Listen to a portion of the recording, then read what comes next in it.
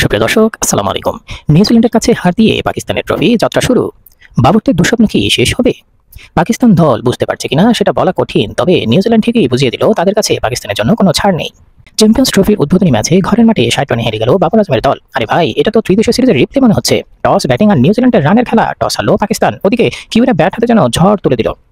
William আর Tom ল্যাথম তো এমন bat চালালেন মনে হলো করাচির উইকেট তাদের ঘরের উঠোন। একে একে সেঞ্চুরি করে 320 রান তুলে ফেললো নিউজিল্যান্ড। পাকিস্তানের বোলাররা কষ্ট লাগে।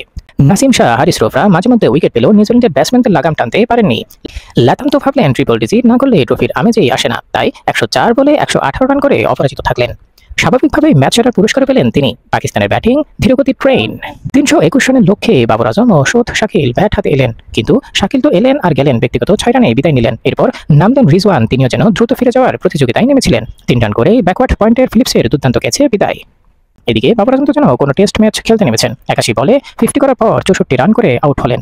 ইনিংসের প্রথম ভাগে পাকিস্তানের ব্যাটাররা রান করার থেকে যেন ভাবছিলেন কিভাবে উইকেটে আরও বেশিক্ষণ থাকা যায়। শেষের দিকে একটু ট্রেলার, কিন্তু মুভি ফ্লপ। খুশদিল শাহ নামলেন, ব্যাট হাতে ঝড় তুললেন। 49 বলে 10 চার ও 1 ছক্কায় 69 রান করলেন। সালমান আদা 28 বলে 42 রান যোগ করলেন। তাতে লাভ হলো কি? কেবল হারের ব্যবধান কমলো। শেষ দিকে হারিস রফ ও নাসিম শাহ কয়েকটি ছক্কা মেরে যেন দর্শকদের জন্য এন্টারটেইনমেন্ট প্যাকেজ দিলেন, কিন্তু ম্যাচ জেতানো তো আর সম্ভব হলো না। 47.2 ওভারে পাকিস্তান গুটিয়ে গেল 260 রানে। সবশেষে বলা যায় বাবরদের জন্য নিউজিল্যান্ড বদকিসমত। এ নিয়ে চ্যাম্পিয়ন্স ট্রফিতে নিউজিল্যান্ডের বিপক্ষে 4 বার খেলেছে পাকিস্তান, 4বারই হার। নিউজিল্যান্ডকে পাকিস্তানের জন্য কোনো অভিশপ্ত দল? বাবরদের জন্য ট্রফির এই শুরু কি কোনো বড় দুঃস্বপ্নের ইঙ্গিত? সময়ের উত্তর আসল উত্তর। তবে পাকিস্তান সমর্থকরা হয়তো ভাবছেন, ভাই এবার একটু নিউজিল্যান্ডকে হারিয়ে আনন্দ দিতে পারবে না? সে আশাও মাটি হলো।